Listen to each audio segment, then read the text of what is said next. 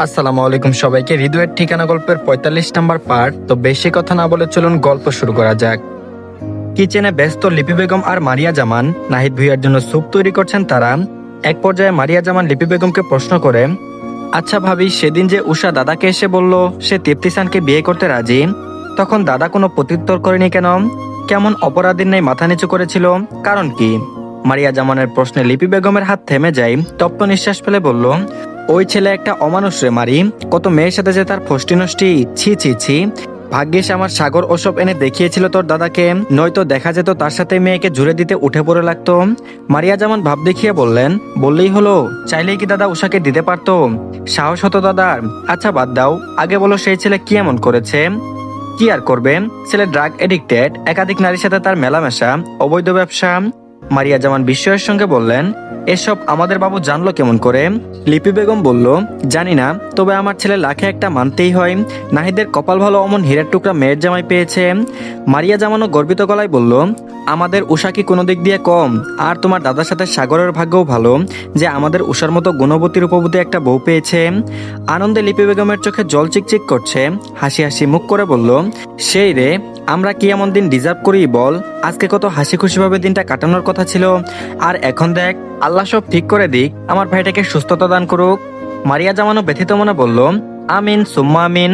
লিপি বেগম দ্রুত হাতে ফোন উঠিয়ে বলল, এখন উষাকে একটা কল করে নাহিদের অবস্থা জেনে নিই, কেমন আছে মানুষটা। মারিয়া জামান মাথা নাড়িয়ে সম্মতি জানাই। আর এদিকে আরিশা পৌঁছানোর মিনিট দশেক পরেই সাদাব ভার্সিটিতে পৌঁছেছে। লাস্ট ক্লাসটা করতে পেরেছে শুধু।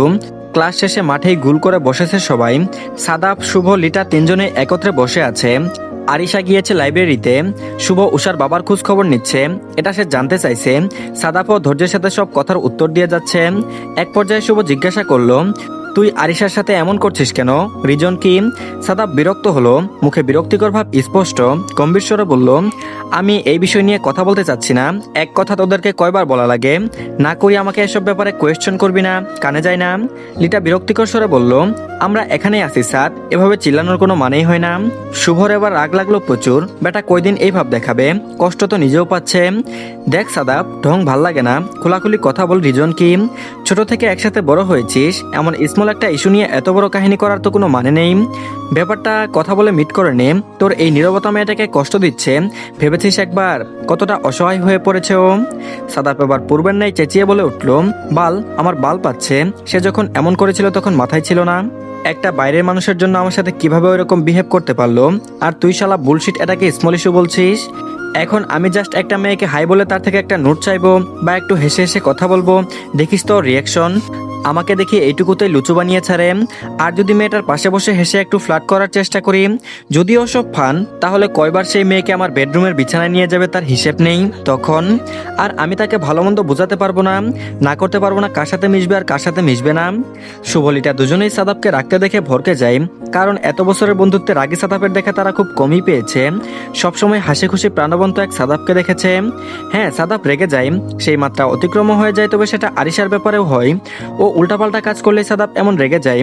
লিটা আশেপাশে বসে থাকা মানুষদের দেখলো, তারপর চাপা স্বরে বলল, ওকে সাদ, আমরা বুঝেছি, এখন আস্তে কথা বল, আশেপাশে সবাই দেখছে, কি বলবে সবাই বলতো? সাদাব রাগে লাল হয়ে যাওয়া আখিজোড়া লিটার দিকে নিক্ষেপ করেই বলল, দেখুক, দেখলে আমার কি? শুভ গলা খাকারি দিল, আমতা আমতা করে বলল, দেখ সাদাব, বিষয়টা শুধু বন্ধুত্ব বা ভাই বোনের না। তুই নিজেও বুঝতে পারছিস তোদের সম্পর্কটা অন্য একটা সুতো ধরতে চাচ্ছে। যে তুই আরিশাকে ভালোবাসিস সেটা তুই মুখে স্বীকার না করলেও আমরা অনেক আগে থেকে সেটা জানি আর বুঝি। তোর অ্যাগ্রেসিভনেস আর বিহেভিয়ার এইসব বোঝা যায়। শুভর খোলাখুলি কথা লিটার মনে আঘাত লাগলো প্রচুর। তবে কি সাদাব আসলেই আরিশাকে ভালোবাসে আর তাই সবসময় ওকে নিয়ে জেলাসিতে ভুগে? সাদাব পূর্বের নেই আগে কাঁপতে কাঁপতে বলল, ফাক আপ, আমারটা না বুঝে নিজের চরকায় তেল দে। নিজের ভালোবাসার মানুষ যে অন্যর পিছে ঘুরে সেদিকে নজর দে। সময় থাকতে আপন করে নে। আর তোকেও বলি লিটা, হাবাইটার মতো আমার পিছে পিছে পড়ে না থেকে তোর প্রতি শুভর যে এক্সট্রা কেয়ার আর লাভটাকে ফিল কর। Find your true love, don't behave like a blind shit. সময় থাকতে মানুষের মর্ম বুঝ। শুভ চুপ, লিটার মাথা নত। কথা হচ্ছিল সাদাব আর আরিশাকে নিয়ে। কোথ থেকে লিটা শুভ ঢুকে গেল। তবে শুভর জন্য ভালোই হলো, সে সারা জীবনেও মনের কথা জানাতে পারতো না লিটাকে। তবুও শুভ অবুঝেন নাই বলল, তুই তো পারি। চুপ চুপ শুভ, আই ডোন্ট ওয়ান্ট। তবুও শুভ চুপ হয় না। তারপর বলল, দেখ আরিশা সত্যি অনেক বেশি কষ্ট পাচ্ছে, তুই একটু বেশি করে ফেলেছিস। আরিশা অনেক হার্ট হচ্ছে তোর বিহেভে, ও আমার সাথে প্রায়ই কান্নাকাটি করে, প্রায় মাসখানেক হবে তুই ওর সাথে কথা বলছিস না। সাদাব তপ্ত নিঃশ্বাস ফেললো। এদেরকে বুঝিয়ে লাভ নেই, এক হাতে মাথা চেপে বসে থাকে সেভাবেই। রাগ কমছে না তার। আরিশা দূর থেকে দেখে সাদাবের এভাবে বসে থাকা, দ্রুত এসে বসে সাদাবের পাশে, ব্যাগটায় ঘাসের উপরে রেখে এক হাত সাদাবের বাহুতে রাখে, আর এক হাত কপাল স্পর্শ করে জানতে চাই, কি হয়েছে তোর, মাথা ব্যথা করছে? তোর তো আবার মাইগ্রেনের ব্যথা আছে, আবার কয়দিন ধরে ঘুম নেই, দৌড়াদৌড়ির উপরেই আছিস, বেশিই খারাপ লাগছে, চল বাসায় চল, লম্বা একটা শাওয়ার নিবি। বলে সাদাফের হাত ধরে টানতে লাগলো। সাদাফ শীতল দৃষ্টিতে তাকালো আরিশার দিকে। সাদাফের অমন দৃষ্টি দেখে আরিশা চুপ হয়ে যায়। আরিশা জানে এবারেও সাদাফ কথা বলবে না, কিন্তু এবার তো আর মুখ ফিরিয়ে নেয়নি, চোখ তুলে দেখছে তো একবার। কিন্তু আরিশাকে অবাক করে দিয়ে সাদাফ উত্তর করলো, এত বিচলিত হওয়ার কিছু নেই, ঠিক আছে আমি, মাইগ্রেনের ব্যথা না। গম্ভীর অথচ শান্ত শেষ স্বর। আরিশা থমেরে গেল। সে এক্সপেক্ট করেনি এমনটা, নিজের চোখকে যেন বিশ্বাস করতে পারছে না। আরিশা ঠোঁটে হাসি ফুটিয়ে মাত্রই উত্তর করলো, তুই তুই আমার সাথে কথা বললি? দেখ আজকে পুরো 22 দিন পর তুই আমার সাথে কথা বলেছিস, দেখলি তুই কেমন পাষাণ হয়ে গেছিস, আগে 2 দিনও রাগ করে থাকতে পারতি না। কথাটা শেষ করে সাদাপের মাথার চুল এলোমেলো করে দেয় আরিশা। আরিশার বাচ্চামো দেখে ছোট্ট করে হেসে ওঠে সাদাপ। আরিশা ঠিকঠাক ভাবে দেখতেও পায় না সেই হাসি। লিটা একবার সাদাপ আর আরিশাকে দেখে তো একবার মুগ্ধ হয়ে তাকিয়ে থাকে শুভকে দেখে। এই ছেলে লিটাকে ভালোবাসে, লিটা বিশ্বাসই করতে পারছে না যেন। শুভ লিটার দিকে তাকাতেই দুজনের চোখাচোখি হয়ে যায়। লিটার সঙ্গে সঙ্গে চোখ নামিয়ে নেয়, বেশ অস্বস্তি হচ্ছে তার। তাদের খুনসুটির মধ্যেই ভেসে আসে এক পুরুষালী তীক্ষ্ণ স্বর, আরে তুমি এখানে, আর আমি তোমাকে কই কই খুঁজে বেড়াচ্ছি, আমাকে এক্সাক্ট লোকেশনটা বলবে না তুমি? সাদাফের অর্ধপরিচিত স্বরে চমকে পিছনে তাকায় সে। শুভ লিটাও অবাক হয়ে সামনে তাকায়। আরিশা হাসি হাসি মুখ করে উঠে যায় শাওনের দিকে। ওহ চলে এসেছো, আমি ভাবলাম লেট হবে তোমার। ব্যাস, সাদাফের মেজাজ আবারও বিগড়ালো। সবেমাত্র নিজের মনকে বুঝিয়েছিল, আরিশাকে প্রশ্রয় দিচ্ছিল, এই বেটা সব ঘেটে দিল। সাদাফ বুঝে গেল এই তার স্পেশাল আর ইম্পর্টেন্ট ক্লাসের নমুনা। তারপর বলল, আসো পরিচয় করিয়ে দেই, শুভ আর লিটার সঙ্গে। শাওন আর আরিশা এগিয়ে এসে বসে ঘাসের উপরে। শাওন বসতেই সাদাপ উঠে পড়ে। সাদাপকে যেতে দেখে কপাল কুচকায় আরিশা। তারপর বলল, এ কি তুই আবার কোথায় যাচ্ছিস? সাদাপ প্রত্যুত্তর করে না। এবার শুভ পিছু ডেকে বলল, চলে যাচ্ছিস কেন, কি হয়েছে? এই সাদাপ দাঁড়া।